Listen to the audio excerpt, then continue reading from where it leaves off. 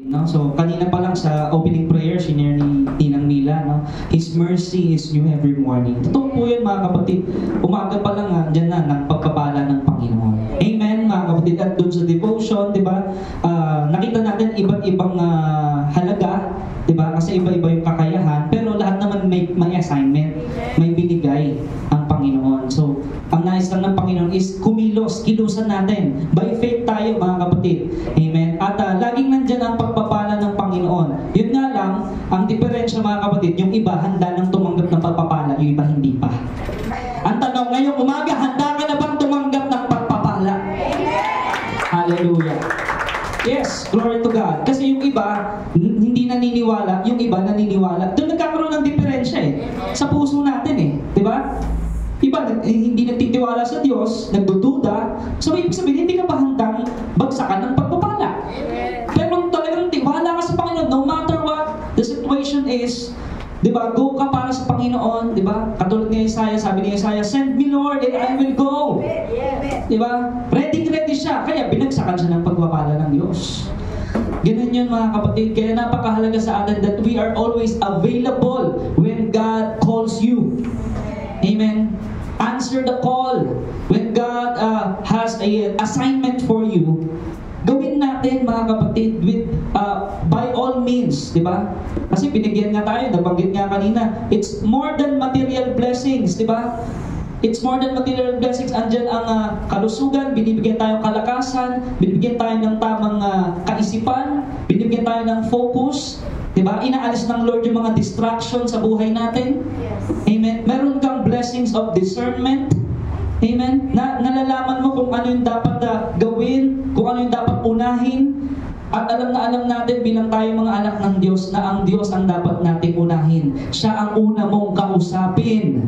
Amen. Palakpakan natin ang Diyos na buhay. Siya ang dapat pasalamatan, siya ang dapat papurihan, magpakailanman, mga kapatid. No? So sa topic natin, curse and blessing, napakahalaga nung lahat ng lumalabas sa ating bibig. Tama? Amen. Napakahalaga ng testimony na sinishare natin. Napakahalaga ng prayer. Napakahalaga ng intercessors. Amen. Napakahalaga nung gawain ng Panginoon that we declare by the power and authority that God has vested in us. No, napakahalaga nun. Yung the power of the tongue. Mga kapatid, naniniwala ba tayo doon? Yes, there's power sa ating bibig, no? So, tayo binigyan ng Panginoon ng karunungan upang magamit natin yung ating bibig or ating dila sa tamang lugar, or ibig sabihin sa mga tamang dapat sabihin. Amen? Ano ba ibig sabihin ng karunungan? Yung alam mo yung sasabihin mo. Amen? Ano naman ibig sabihin ng wisdom? Alam mo kung kailan sasabihin. Diba? It's one thing that you know what to say, it's another thing that you know when to say it. Amen, mga kapatid. Kasi hindi sa lahat ng oras na nalalaman mo, marami kang alam, ay magdadadaldal ka na. Sasabihin mo na agad, merong tamang oras yan. Merong tamang oras na i-correct, di ba? Halimbawa, anak mo, in public, maraming tao, doon mo siya i-correct, tapos babatok-batokan mo pa, mumurahin mo pa. Ganun ba yan? There's power in the tongue, mga kapatid. It can be a curse, it can bring blessing, it can bring curse. Naniniwala tayo, mga kapatid, dahil aral po yan ng Panginoon. So tayo po ay dumako sa Santiago chapter 3 verse 10, mga kapatid. No?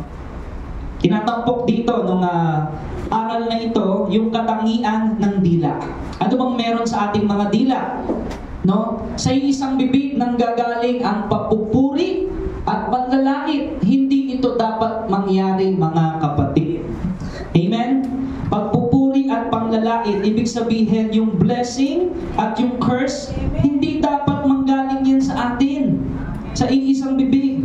Dapat kung naniniwala ka, ikaw ay anak ng Diyos, meron kang self-control. Yeah. Meron kang filter. Yeah. Alam mo kung kailan sasabihin, alam mo kung ano yung sasabihin. Alam mo kung ano yung ipapayo, alam mo kung paano mag-correct, alam mo kung paano mag-solve ng problema. In the right place, at the right time, in God's perfect time. Amen. Hindi tayo tayo yung basta-basta susugod, hindi tayo basta-basta magsasalita, iisipin muna natin ng 10 beses bago natin bitawan. No? Dahil bakit? Meron tayong emosyon eh. Kapag ang tao mataas ang emosyon, kung ano-ano na nasasabi natin na masasakit na salita. Tama? And it can bring curse sa ating buhay. It can ruin a relationship. Magkakaroon ng basag na relasyon, magkakaroon ng gap. At yun ang gustong-gusto ni Satanas. Magnakaw, pumatay at magwasak ng mga pamilya. No, kaya mga kapatid, have a discerning spirit. And how to have a discerning spirit? Dapat babad ka sa salita ng Diyos at sa presensya ng Diyos by prayer. Diba? Let your request be made known unto God. No? At anong ibibigay doon? Ano yung promise doon? The peace that passeth understanding. Ibig sabihin, magiging kalma ka, diba? Magiging mapayapa ka. At kapag mapayapa ka, ngayon, alam mo na yung sasabihin mo. At kung kailan mo sasabihin. That's wisdom from God. And wisdom is blessing. Amen. Amen? So napakahalaga, no, alam natin ang gamit ng ating bibig, ang gamit ng ating dila.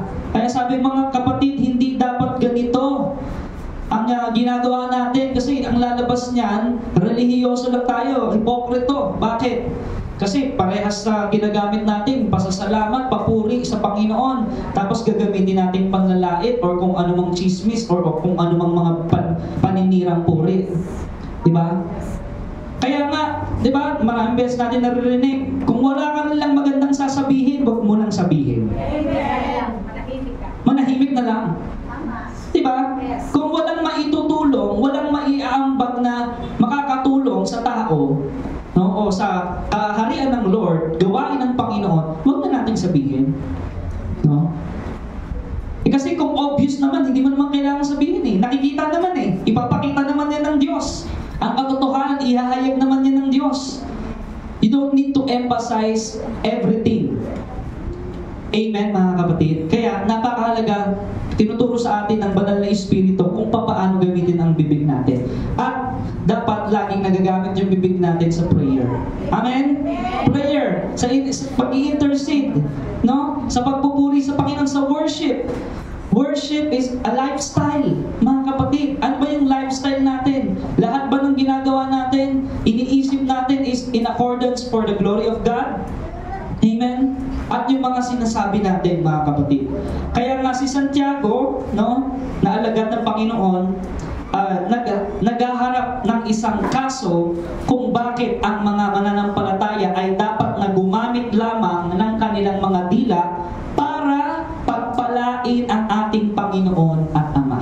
Ano ang gamit ng ating dila? Papuri at pagpapala sa pangalan ng Diyos. Pasasalamat. Amen? Doon talaga nakikita kung ang puso natin ay may salita ng Diyos eh. Amen. Kasi lalabas yan sa ating bibig. Amen. Kung may salita ng Diyos ang ating puso, talagang papuri at pasasalamat kahit anong sitwasyon. Kung kahit anong meron dyan, nagpapasalamat ka sa Panginoon. Pero kapag walang salita ng Diyos at puro salita ng kamunduhan, puro reklamo yan. Puro panlalait yan. Puro wala, puro kulang, puro ganito. Di ba mga kapatid? So, maraming pagkakaiba eh. Talaga eh. At hindi basta-basta nga po ang pagiging mga Kristiyano. Hindi basta-basta ang ating buhay, mga kapatid. Kasi hindi rin basta-basta yung ginawa ng Diyos para sa atin. Yes. Amen? Kaya mahalaga magpasakop tayo sa Panginoon. Pagpalain ang ating Panginoon at Ama. Sa halip na sumpain ang mga taong ginawa ayon sa wangis ng Diyos. Amen? Oo, sabihin natin, may mga masasamang tao talaga. No? Pero, sinasabi natin, tayo na namumuhay sa pananampalataya. Sabi, those who persecute you, bless them. Pray for them. Those who curse you, pray for them. Bless them. Love your enemies. Hirap, no? Pero dahil nandiyan ang banal na Espiritu, greater is He. Yes. Diba? Pag nagpa-control ka sa banal na Espiritu, sasabi mo, grabe, kaya ko parang sabihin yon. Yung bagay na yon sa Kanya na maganda, amen, kahit puro ang papangit na ng pinapakita niya, diba? Ang pangit pangit na ng ugali niya sa akin, kaya ko palang ibalik na maganda. Yes. Hallelujah. Amen? Dahil yun sa banal na Espiritu, dahil yun sa Diyos, mga kapatid, ang dila ay mahirap paamuhin. Una yan. Tama? Ang dila ay mahirap paamuhin. Napakaliit na bahagi ng katawan, pero ang hirap kontrolin. No? Kailangan talagang meron kang intention. Sabihin natin, intention. Ayan. May pagsasadya ka dapat sa bawat sasabihin mo na iniisip mo. Hindi lang basta ikaw yung salita ng salita, no? Kaya sabi, maging sa mga mananampalataya, sabi ni Santiago 3:1. Mga kapatid, huwag maghangad na maging guro ang marami sa inyo. Dahil alam ninyo na tayong mga nagtuturo ay hahatulan ng mas mahigpit kaysa iba.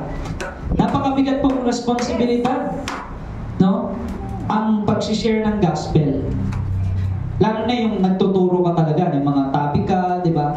Mga eschatology, about end times. Kailangan talaga by detail, alam mo yan. And have a fresh revelation from the Holy Spirit.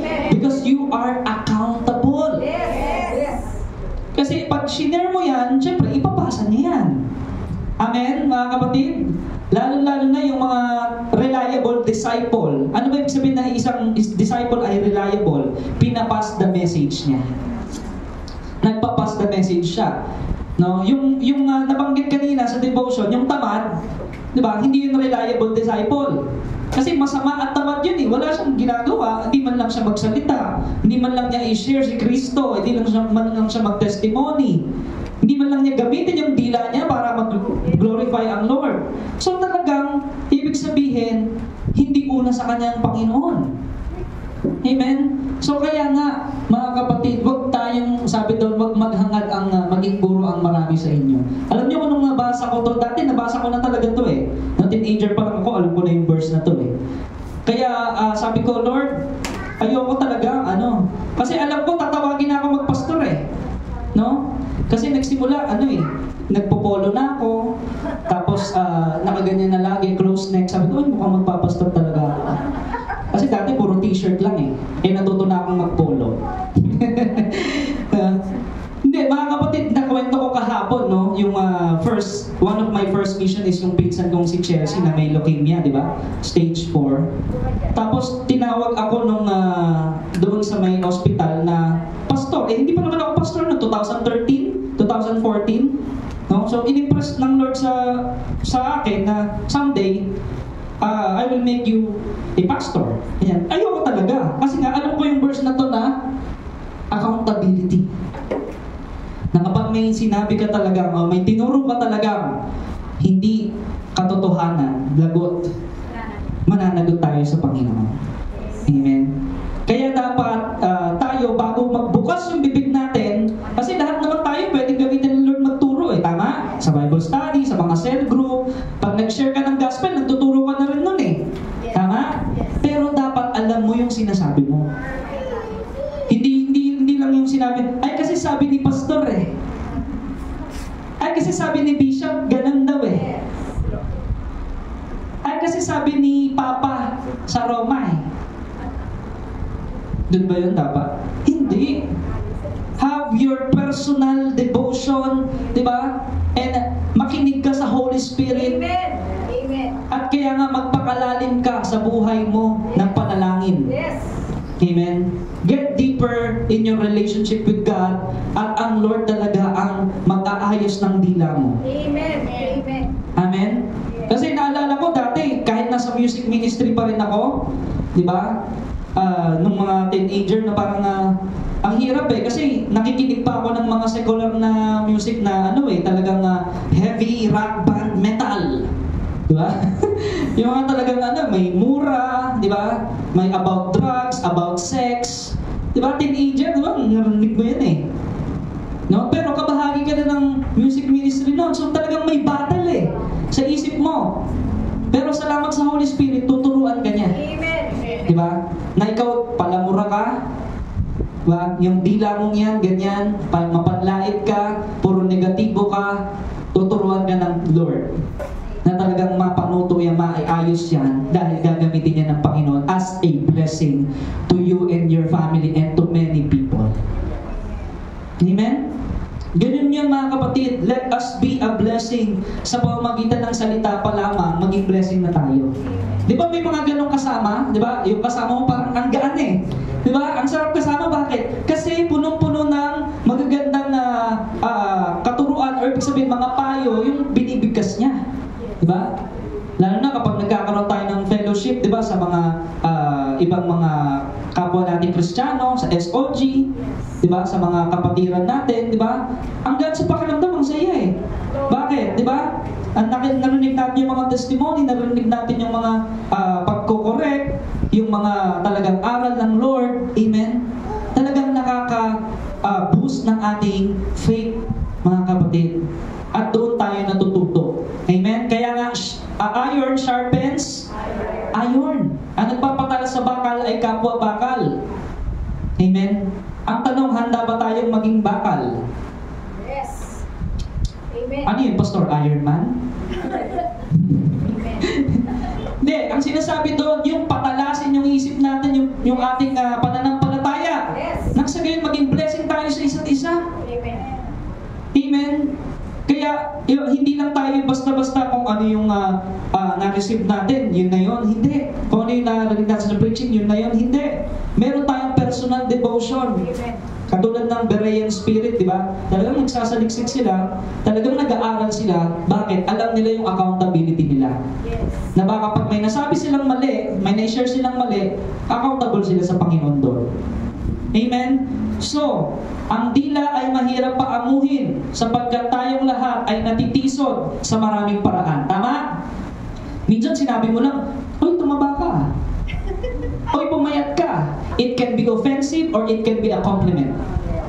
Pwedeng matuwa yung taong sinabihan mo nun, pwedeng hindi din. Tama? Kasi hindi naman lahat pag sinabi mong tumaba siya, matutuwa eh. Yung iba naman, pag sinabi mong pumayat siya, hindi rin lahat matutuwa. Tama, mga kapatid? Mga ano yan eh, sensitive na bagay yan eh. Tama ko ba? So, tama yung sinasabi sa Bible. Tayong lahat ay natitisod sa maraming paraan. Kahit sinabi mo, matured Christian ka na, ay, parang nasaktan ako doon sa sinabi ni sister ah.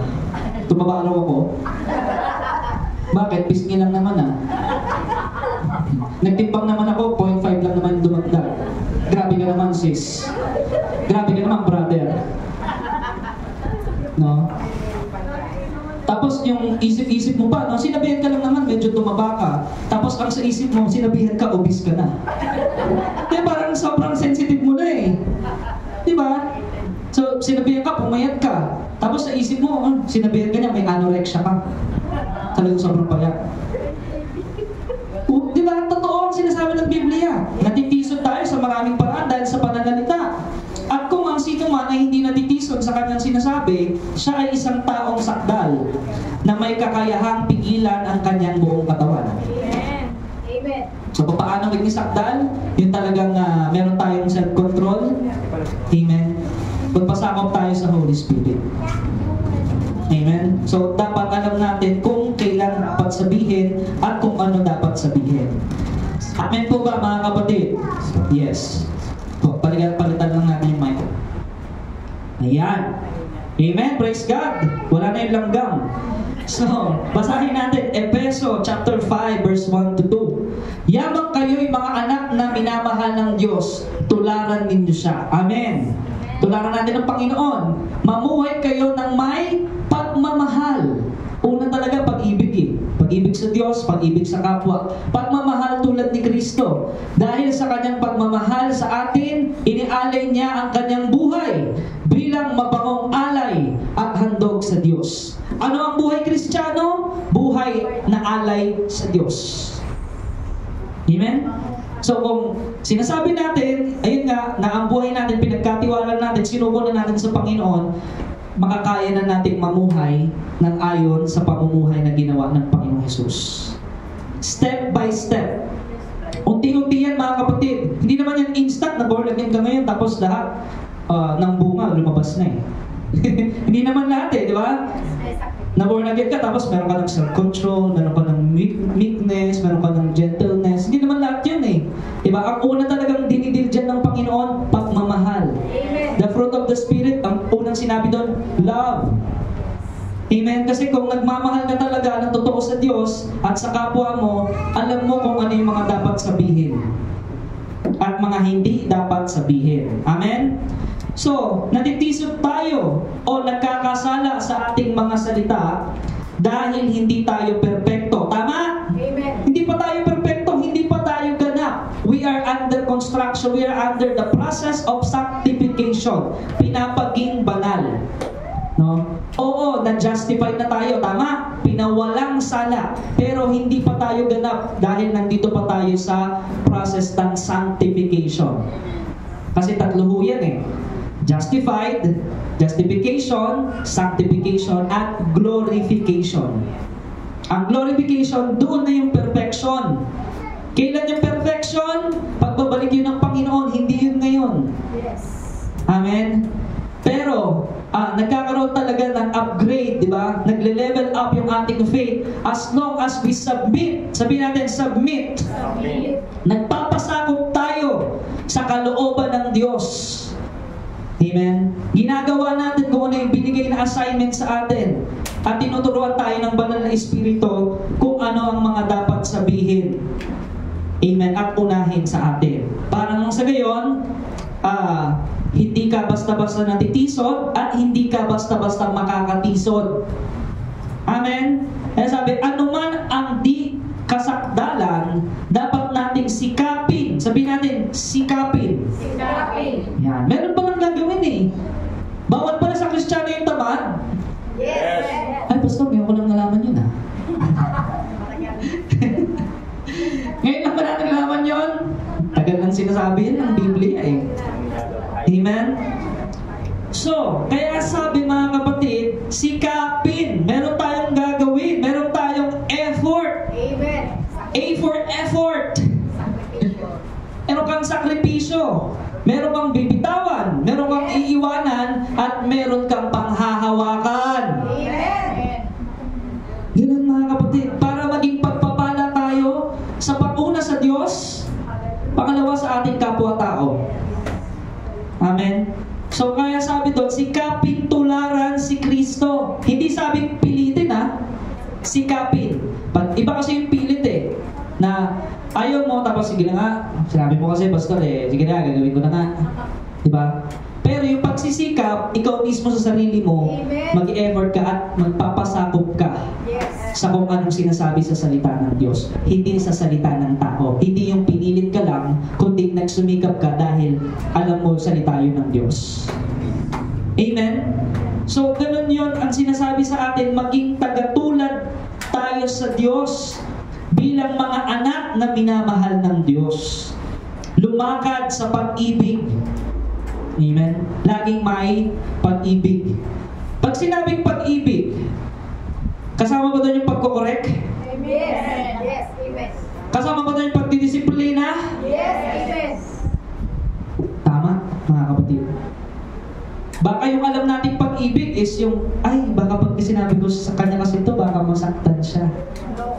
Pero kung alam mong may pag-ibig yun, nasasabihin mo sa kanya dahil mahal mo siya, Yes. because of the love of God, isabihin mo Amen. ng buong pagmamahal. Lord. Hallelujah. Amen? Yes. I-correct mo siya ng buong pagmamahal. Amen. No? Siguraduhin mo lang, hindi mo rin ginagawa yung nagawa niyang kasalanan. Kasi wala kang karapatang mag-correct kung nagagawa mo rin. Yes. Amen, mga kapatid. Alam mo natin yun. Kaya napakahalaga yung dila natin ay matuto at maging maamo sa salita ng Diyos. Amen? Kaya narinig nyo na yung sinabi, tell me who your friends are and I will tell you who you are. Yes. Kasi kung sino lagi yung kasama mo, sino lagi yung kausap mo, it's just a matter of time, magiging katulad ka na rin nila magsalita. Diba? Minsan pagkausap mo, talagang kapitenyo, yung punto mo, naging kapitenyo din eh. Aba, oo nga eh. Kaya naman pala eh. Kahit di ka naman kapitenyo. Kasi nga, lagi mo siyang kasama. mga kapatid. So, kung lagi natin kinakausap ang Panginoon, anong lalabas sa bibig mo? E di salita ng Panginoon.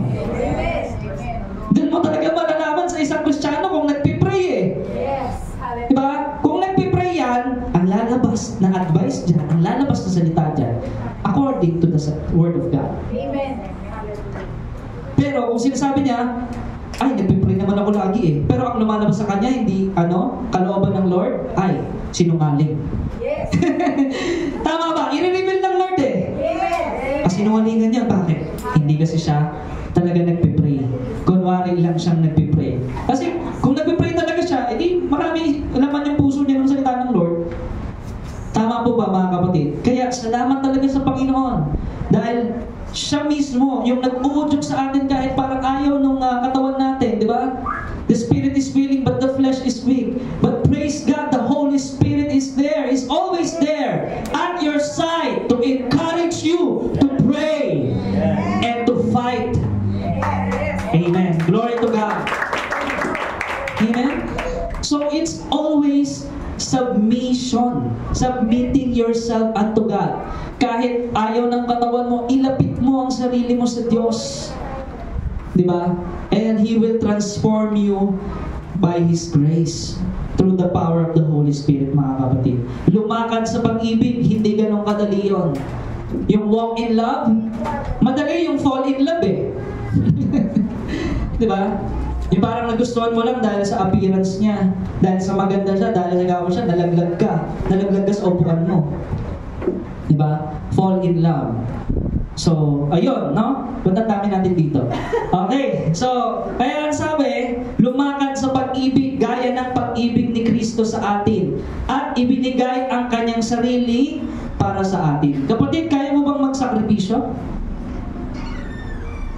Yun na, medyo tumahimik na, yun na. Doon na nagkatalo, no? Doon na, yun na. Amen. Diba? Oh, diba? Ganun po yun mga kapatid eh. Christianity means living sacrificially. Amen.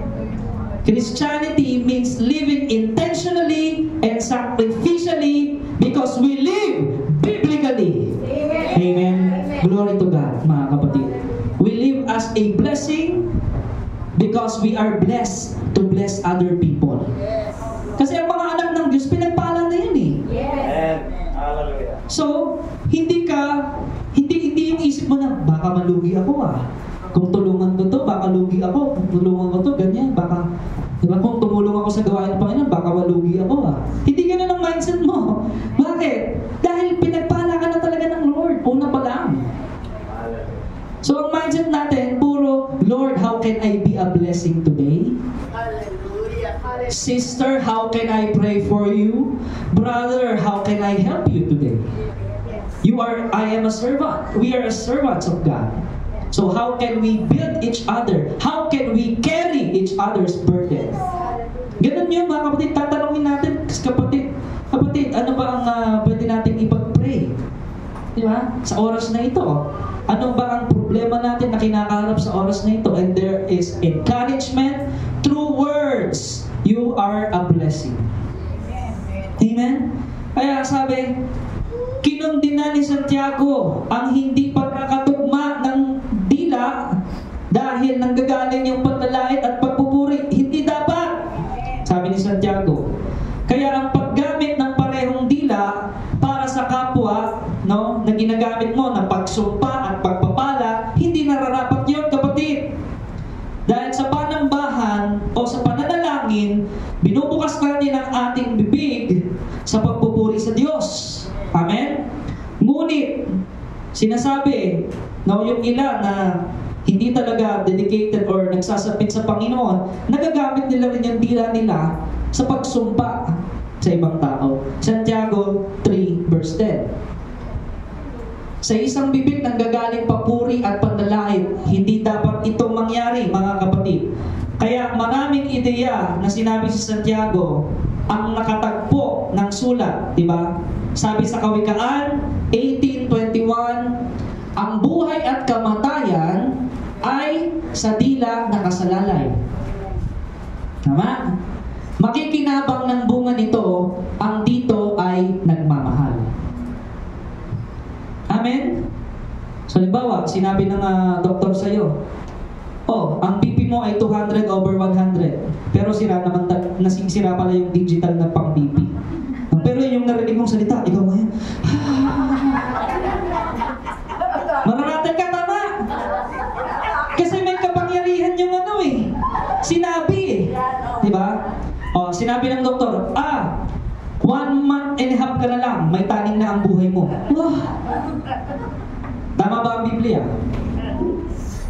Yes. Pero kung nakahanda ang isip mo, you are prepared in faith, spiritually prepared, emotionally prepared, mentally prepared, because you are in tune in your relationship with God.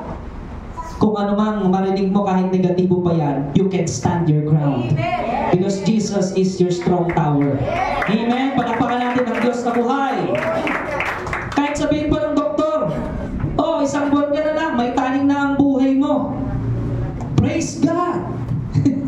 Pasalamat ka pa rin sa Panginoon dahil may 1 buwan ka pa. Para humingi ng tawad, para ayusin ang mga dapat ayusin. Tama mo ba? So, depende kasi yun sa nakaka-receive Halimbawa, naka-receive ka ng masamang balita. Diba? Paano mo ipaprocess yun sa isip mo? Kaya mo bang i-process yun na makita ang magandang plano ng Panginoon sa kabila ng masamang balita? Kaya bang iproseso ng isip mo dahil pinangahawakan mo ang salita ng Diyos na kapag dumating yung masamang balita, ang sasabihin mo, praise the Lord pa rin? God is good pa rin? Diba? Nagagawa lang ng isang taong may pananampalataya talaga sa Diyos. Amen? Na kahit anong masamang balitang dumating, problema, ang nakikita mo, katagumpayan agad dahil ang Diyos ay matagal nang nagtagumpay. Amen. Napagtagumpayan niya na nga yung kamatayan Yes. kung mamatay ka ng pisikal? Sabi ng Panginoon, you will be with me in paradise. Amen? Amen. Lahat naman tayo mamamatay. Yes. It's just a matter of time. Kung may taning ang buhay ko ngayon? Sabihin na halimbawa ng doktor. Amen? Lahat naman talaga tayo, may taning yung buhay natin Yes. Bakit alam mo, dito ka pa babukas? Hindi. Kaya, it's high time, di ba, for you to make the great decision that you must decide every day to follow Jesus. You must decide every day to declare and decree sa buhay mo that He is the King. That He is the Master. No? Kung nasa banig ka ng karamdaman, you declare and decree that He is your healer. Kung nasa sitwasyon ka ng kawalan, you declare and decree that He is your provider. That's how you use your tongue. That's how you declare the Word of God in your life and in others people's lives. Amen? Kaya mga kapatid, maging pagpapala yung ating dila. Ang buhay at kamatayan ay nakasalalay dito. No? At ang mga umiibig dito ay kakain ng mga bunga nito. Amen? Kung ang bunga ay maganda, blessing! Amen. Kung ang bunga, nung dahil sa mga sinabi mo, ay talagang pangit yung at masama ang bunga, curse yun. Kaya, na matuto tayo malaman kung paano gamitin ang ating bibig. Amen, mga kapatid? So, napakahalaga ng topic na ito about curse and blessing. Kung hindi tayo mag-iingat, makakagawa tayo ng malaking pinsala. Tama? Kung hindi tayo mag-iingat. No? Marami ng doon sa industriya ng komunikasyon, sa radyo, yung mga news anchor, marami nang pinatay dahil sa nireport nila. Tama? Yung recent, yung Percy Lapid ba yun? Parang gano'n. Yeah. Diba? Pinatay. Bakit? Nag-hayag siya ng totoo Amen? Dahil sa sinabi niya. Tama po ba? So, nakakadulot talaga yun ng epekto sa ibang tao. At Panginoong Kristo nga tangkang pagbabatuhin Yes. Bakit? Sabi sa kanya, inahatulad mo na ang katulad mo ay Diyos? Sabi kasi ng Panginoon, wala pa si Abraham ay ako na. Before Abraham, I am. Hindi niya sinabing I was, ha? Sabi niya, I am. Ano ibig sabihin ng I am? Naiintindihan niyo ng mga Hudyo eh. I am means you are God. Diba? Hindi niya sinabing I was. Sabi niya, I am. Ako'y si ako na. Ako'y ako na. Naiintindihan niyo ng mga Hudyo. Yun ay ibig sabihin logos. No? Yun ay ibig sabihin siya ay Diyos. Kaya takang pagbabatuhin siya. Diba? Sinabi lang naman yung totoo. Because the most hated man is the man who tells the truth. Yes. Huwag tayong ma-surprise kung maraming magalit sa iyo dahil nagsabi ka ng totoo. Yes. Kung maraming nagalit sa iyo dahil sinabi mo, Diyos si Kristo! Huwag kang ma-surprise kung may magalit sa iyo. Dahil nangyari din yun sa Panginoon. Amen. Diba? No servant is greater than his master. Kaya sabi, mga kapatid, dapat ginagawa natin papuri ang ating dila at yung katotohanan ang lumalabas sa ating mga bibig. Amen? Dahil makakagawa ang dila ng malaking pinsala, kaya kailangan ding harapin natin, no? At isipin natin kung ano yung mga binibitawan nating salita. Amen? Sa aklat ng awit, no? Sino laging binabasa yung madalas na mabasa mo yung aklat ng awit? Diba? Daming papuri doon, daming salita doon eh. Sabi ni Haring David, awit 62 verse 4, nais lamang ninyong siya ay siraan, sa inyong adhikaing ibaba ang dangal, ang magsinungaling inyong kasiyahan, pangungusap ninyo, kunwari pagpapala, subalit sa puso ninyo'y sinusumpa. In short, ang plastic. Tama? In short, ang plastic. So, kaya kailangan, yung totoo lang. Diba? Kung sinabi, kapatid, okay ka lang ba? Plastikin mo, oh, okay lang ako. Pero hindi naman talaga. Huwag tayo diba, sa Panginoon. Alam naman niya yun eh. Sabihin natin yung totoo. Kung ano talaga tayo, kung sino talaga tayo. Let's not pretend. Amen? Sinasabi dito yung sa verse na ito, nais lang naman ninyo siyang siraan. Diba? May mga taong ganoon eh.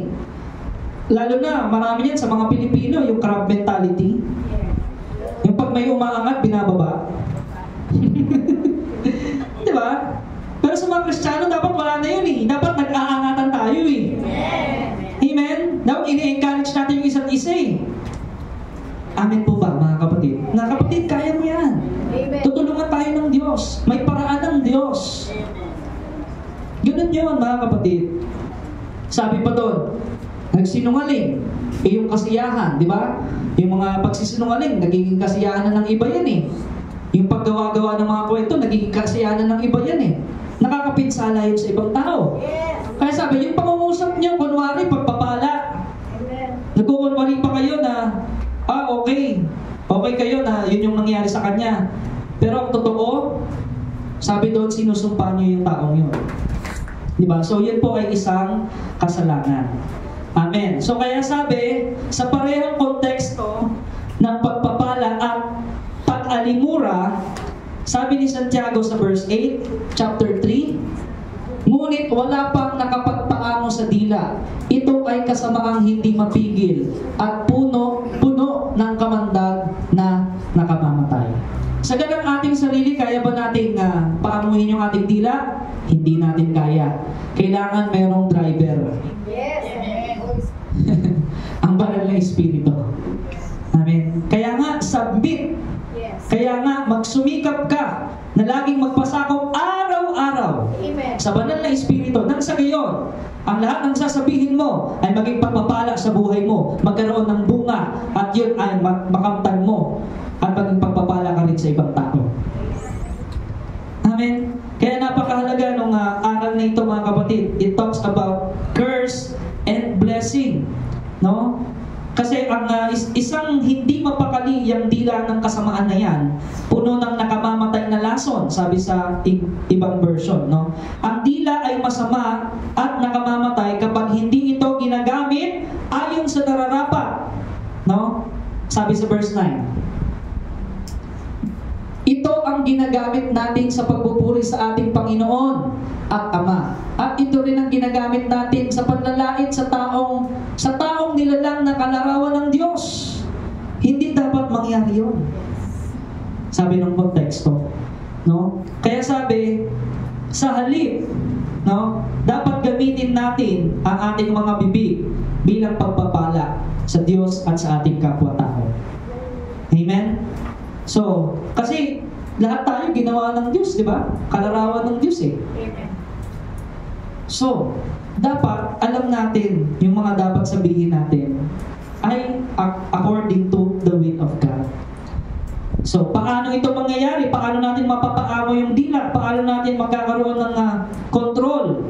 Paano natin na pagpapalain, pupurihin, at sasabihin ng Diyos? Di ba? Kung ginagamit naman ito nating paninira o paglalait. Di ba? Hindi pwede. Hindi magiging katanggap-tanggap. Tama? Kahit gaano pa kaganda yung boses natin. Di ba? O kahit gaano pa tayo katalento, kung hindi natin papasakop sa banal na espiritu ang ating salita, ang ating dila, ang ating buong pagkatao, wala rin sense. Hindi makakapagbigay gloria sa Panginoon. No? Kaya sabi, paano natin pagpapalain, pupurihin at sasambahin ng Diyos sa isang sandali at pagkatapos ay tumalikod at magsalita ng masama tungkol sa ating mga kapatid kay Kristo. Nangyayari ito dahil sa nakakalimutan natin na ang mga tao ay ginawa ayon sa wangis ng Diyos, ang larawan ng Diyos. Sa gayon ay nagbibigay ng moral na batayan para sa wastong paggamit ng bilang. Diba? Nakakalungkot yun eh. It can ruin a relationship. Katulad nga ng issue ngayon sa social media, si Carlos Yulo, tsaka yung nanay niya. Yes. Diba? Pinagpipiestahan na ng mga vlogger, pinagpipiestahan na ng mga sino mga news. Diba? Nakikisaw-saw na, iba-iba, lalong lumalala dahil sa salita. Diba? So talagang yung salita, kapag nabitawan mo na yan, mahirap ibalik yan. Tama po ba mga kapatid? Yes. Pero may paraan ng Panginoon, humingi ka ng kapatawaran. Amen. Sa pamamagitan din ng salita. Amen. Salamat na lang talaga sa Panginoon. Lagi siyang may paraan eh. Amen. Lord, ang hirap ng ibuuin ng relationship na ito sa aming pamilya. Pero may paraan ng Diyos. Amen. Diba? Humble yourselves and God will teach you what to say and how to say it. Yes. Hallelujah. At doon mabubuo unti-unti. Kung ano man winasak ng diablo. Amen ba mga kapatid? Amen. It is a blessing, no? Na tayo ay matuto kung ano yung mga dapat nating sabihin. Kaya isipin mo, hindi lang 2, 3 beses, 10 beses, isipin mo muna bago mo sabihin. Amen?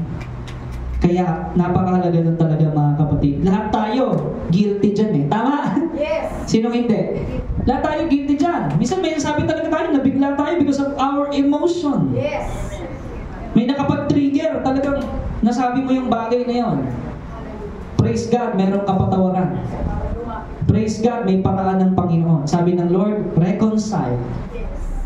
Amen. Sabi ng Lord, be the first. Diba? To admit. Ibig sabihin, no? Nang sa gayon, magkaroon ng reconciliation. Kasi si Satanas, alam niyo ba, gustong-gusto ni Satanas? Wasak. Division. Gusto niya division eh. At ano yung gagamitin ni Satanas? Salita din. Yes.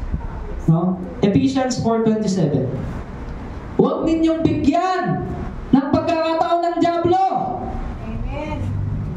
Tama? Paano mo na pagbibigyan? Sabi ng emosyon mo, inuudyo ka, sabihin mo. Murahin mo. Siraan mo. Laitin mo. Amen. Doon natin na pagbibigyan ng pagkakataon. Ngayon, entra si Satanas, hi, andito na ako. Ten-ten-ten. Wawasakin niya kung ano man yung mga bagay niya. No? ititrigger niya yung isa, di ba? Ngayon, sinong talo? Tayo. Bakit? Kasi hindi ka nagpasakop sa banal na Espiritu. Yes. Hallelujah. Amen? So, napakahalaga mga kapatid talaga ng prayer, devotion, diba, ng Word of God. That's always in our hearts, in our minds, in our mouths, mga kapatid. No? Gustong-gusto ni Satanas, lumikha ng pagkakabahabagi. Gustong-gusto ni Satanas, marinig ang mga tao na nagmumura, na naglalait sa isa't isa, na naninira sa isa't isa. Yan ang gusto ni Satanas. Anong dapat natin gawin? Dapat yung gusto ng Diyos yung gawin natin. Amen? Totoo naman eh. Madaling pagbigyan yung gusto ni Satanas. Bakit? Dahil yun yung gusto ng laman mo. Pero yung gusto ng Diyos, kailangan mo pananampalataya. Amen? Hindi madaling gawin yung pinapagawa ng Diyos kung wala kang pananampalataya at kung wala ang banal na Espiritu. Kaya nga, ang sabi sa ating mga Kristiyano, pray without ceasing. Diba? Emphasize ng Panginoon, always be watchful, be careful, pray, pray, pray. Hallelujah. Hallelujah. Because the Holy Spirit will work in your life, in your mouth. Amen. Hallelujah. No? Paano ka ba mapupuspos ng banal na Espiritu? Pag nanalangin ka. Kasi binukas mo yung bibig mo at papasok naman ang pagpapala ng Diyos. Amen? Kaya sabi, yun ang gustong-gusto ni Satanas, division, yung mga cursing, ayan. Hindi natin siya dapat bigyan ng pansin o puwang. Sa halip na payagan si Satanas na kontrolin ang ating mga emosyon at dila, dapat natin isuko ang ating sarili sa Panginoon at tiyakin na ang ating pananalita ay laging mapagbiyaya, no? At merong asin. Colossus 4:6. Sabi doon, sikapin ninyong laging maging kaaya-aya at kapaki-pakinabang ang inyong pananalita sa kanila at matuto kayong sumagot ng tama sa lahat ng tao. Matuto ka. Diba? Paano ka matututo? Sa loob pa nga ng church, ayaw mo na magpa-disciple. Hindi ka na marunong makinig. Ayaw mo na pa-correct sa Word of God. Hindi ka nga maaasinan. Diba? Hindi nga maging pagpapala yung mga sasabihin mo. Diba? So, kaya napakahalaga mga kapatid, mapasakop natin yung ating sarili. Isuko natin ang ating sarili sa Panginoon. Araw-araw. Diba? Hindi yung Sunday, okay, I surrender to you, Lord. Monday, ako nang bahala. Diyan ka muna, Lord. Amen? Tapos Tuesday, Wednesday, discarding ko to. Bahala na, di ba? So, ano yun, mga kapatid? Hindi nararapat yun. Hindi ka lugod-lugod yun sa Panginoon.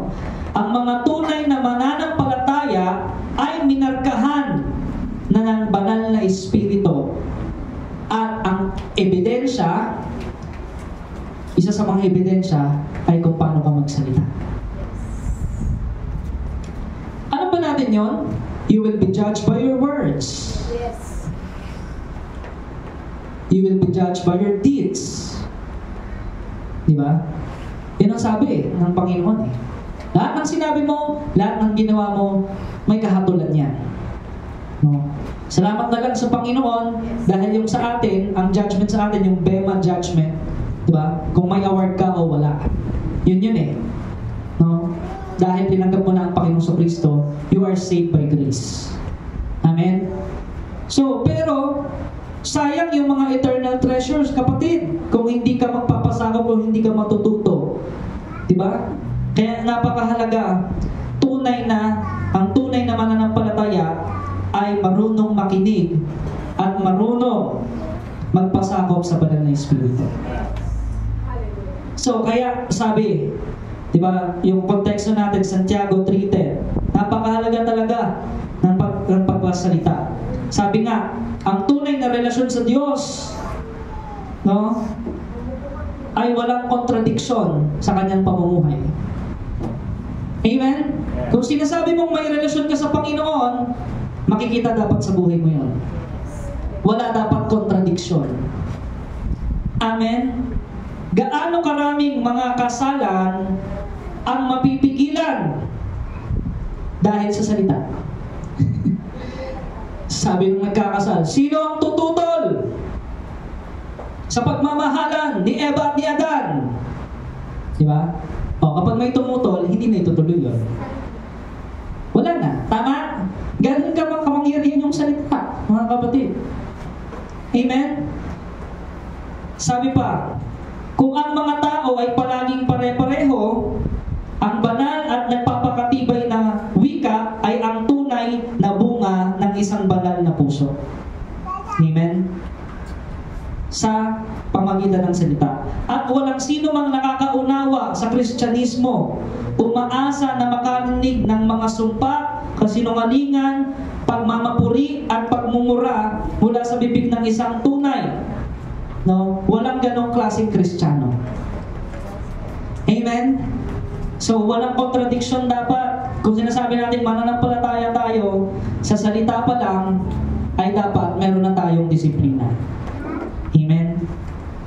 So, kaya, meron kasing fruit of our words, mga kapatid na sinasabi. Kaya nga sabi doon sa ating binasa sa Kawikaan kanina, di ba? Magtatamo ng bunga kung sino man yung nagtanim nun o yung nagsabi nun. Amen? Ano ba yung mga kinakaso sa korte? Slander. Paninirang puri, tama? Oral defamation. Yun, medyo mababa yun. Pero yung slander, mabigat yun. Amen? So, dahil yun sa panalita. O meron kang naisulat na pinahayag mo sa Facebook o sa social media na hindi totoo, paninirang puri yun. Amen, mga kapatid. So, napakahalaga na alam dapat natin kung paano natin gamitin ang pagsasalita. Alam niyo, mga kapatid, I've been in the industry of BPO 9 years na, no? Or more than 9 years na. Tuloy-tuloy. At syempre, alam natin yung industriya na yan, puro pagsasalita yan. Iba-ibang taong nakasalamuha mo. Lalo na kung nag-handle ka ng team, iba-ibang tao yung nakasalamuha mo. Diba? Iba-ibang approach yan. Diba? Hindi ano yan, dapat meron kang discernment dyan. Na, ay, itong isa to, sensitive to. Dapat lagi mo siyang kausap lang one-on-one. Hindi mo siya dapat pagalitan sa harapan ng ibang mga katim niya o harapan ng ibang tao. Amen? Parang sa gayon, makaiwas ka sa anumang unnecessary na pinsala na hindi naman dapat mangyari pero nangyayari dahil sa salita. Tama, mga kapatid? Sa pamilya, ganun din. No? Lalo na, nung ako ay nag-asawa, kami ni Shena, no? Talagang natutunan ko na napakahalaga pala talaga ng salita. No? Kasi syempre, sakit yan o makakapagpala yan sa asawa mo. Maging sa anak mo. Tama? So, halimbawa, yung bata, paano siya natutong magmura? Narinig niya, syempre, sa kapaligiran niya. Pwede yung magulang niya, yung kaibigan niya, yung kapitbahay, pwede narinig niya yun. Ganun makapangyarihan yung salita. Diba?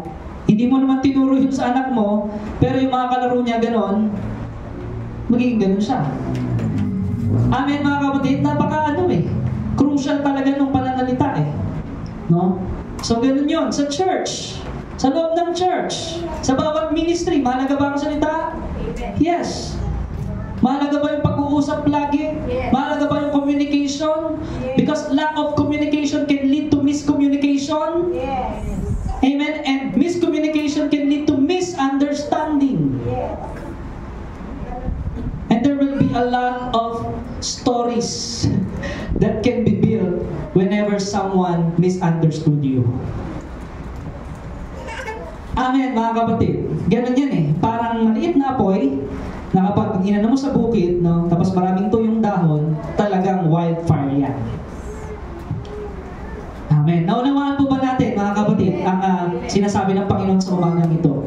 So, there is power in the tongue. Sino handa dito na magpasakop talaga sa Panginoon? Yung matuto sa kanyang dila. Amen?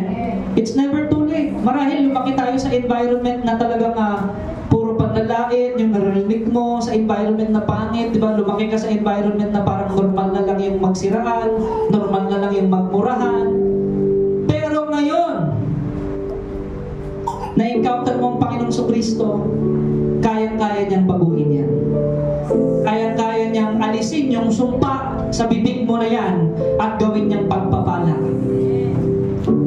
Amen? Salamat sa Lord. Praise the Lord. Amen? Na kung dati, kapag nagulat ka, ay napamura ka. Pero ngayon, kung magulat ka, praise the Lord. Salamat sa Panginoon. Diba? Ganun yun, mga kapatid. Let us submit ourselves unto God, mga kapatid. Sabi nga, lumapit ka sa Panginoon at lalapit siya sa iyo. Sabi rin sa Santiago. Diba? Diba? Resist the devil. Huwag mo siyang pansinin. Huwag mo siyang patulan. Huwag mo siyang bigyan ng pagkakataon. Rebuke him and he will flee from you. Lalayas yan. Yes. Sa pamagitan din ng salita. And we use words to worship God. We use words for encouragement. We use words to share the gospel. We use words, mga kapatid, to have a reconciliation, have a forgiveness sa mga bagay na sinira ng Diablo. Amen. Yun ang dapat natin gawin, mga kapatid. I invite you all to pray sa ating Panginoon sa oras nito. You can stand wherever you are. You can raise your right hand as a symbol of submission sa Panginoon, as a symbol of surrendered life, as a symbol of submission sa Panginoon, na sinasabi mo sa Panginoon ngayon, Lord, patawarin mo ako, Panginoon, sa mga masasamang salitang nabitawan ko. Lord, turuan mo akong humingi ng tawad sa mga taong napagkasalanan ko. Turuan mo akong umamin. Turuan mo ako, Panginoon, na sabihin ng buong katotohanan ng salita mo at isabuhay ito, Panginoon. Lord, turuan mo akong umibig kahit yung aking mga kaaway. Lord, turuan mo akong umibig kahit yung mga taong hindi kaibig-ibig. Dahil totoo, Panginoon, na sinabi mo sa salita mo, sila rin ay ginawa, nilikha mo, ayon sa wangis at kalarawan mo. Lahat kami ay minahal mo, Panginoon. Kaya natarapat lamang na pagpalain namin, na maging pagpapala kami sa isa't isa, Panginoon. Lord, maraming salamat sa kapatawaran, Panginoon. We ask wisdom. We ask guidance, Panginoon, sa mga salita na dapat namin sabihin at kung kailan namin dapat sabihin. Lord, have your way. Have your way in us, Panginoon. In every moment of our lives, you are in charge, Panginoon. Have your way, Panginoon. Let your will be done, Panginoon. Lord, tinataas namin sa iyo ang aming mga mahal sa buhay. Panginoon, kilala mo ang bawat isa sa kanila, Lord God. And right now, Panginoon, we pray that you bless them. Yes, Lord. Because of your grace, Panginoon, Lord. We also pray, Panginoon, to those who persecute us. We pray, bless them, Lord God. We pray also, Panginoon, yung mga taong naninira sa amin, Lord, bless them. May we be a blessing to them. May we be a blessing to all kinds of people, Panginoon, everywhere, wherever we are, wherever we go. May our words be a blessing, Panginoon. Teach us, Panginoon, the way we should go. Teach us how to say it and when to say it. Hallelujah. Salamat, Panginoon. You're the only one, O God, that can control our mouth, that can transform our hearts, Panginoon. Kaya kapatid, right now, this is the perfect time to confess, perfect time to declare your submission to God. Public declaration, submission unto God, surrendered life, total surrender, total trust and faith to God. Hallelujah. As we worship you, Lord, patuloy kang mangusap sa bawat isa. kami, Panginoon, ng pagsisisi sa mga bagay o salita na aming nasabi na hindi maganda, Panginoon. Yes, Lord, we offer to your lives. This is our desire.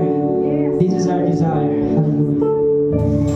This is my desire to honor you. Lord, with all my heart, I worship you.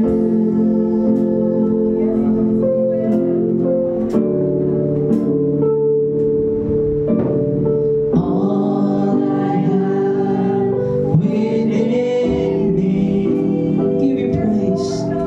I give you praise, and all that I adore is in you. Come on, church, lift up our hearts to the Lord. Lord, I give you my heart. I give you my soul. I live for you alone. Every breath that I take, every moment I'm awake. Lord, have your way in me.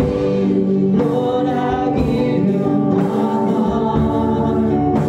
I give you my soul. I live for you. Live for you alone. Every breath that I take, every moment I'm awake. Lord, have your way. Have your way. Lord, have your way in me. Lord, I give you my heart. Give you my soul. Give you my soul. Live for you. Live for you alone. Every breath that I take, every moment I'm awake. Have your way in me, Lord. Have your way in me. Yes, Lord. Have your way. Have your way. Have your way. Jesus, Lord. Lord, have your way in me. Yes, Lord. In my heart, in my mind, in my words, have your way. Have your way, Lord. Lord, have your way in me. We thank you, Lord God, for your goodness and your mercy. We thank you, Lord God, for you always have your way, Panginoon, in our lives. We thank you, Lord God, for your grace. Salamat po, Panginoon. We give you all praise. We give you all glory. We give you all honor, Father God. In the mighty name of Jesus, everybody shout, Amen and Amen.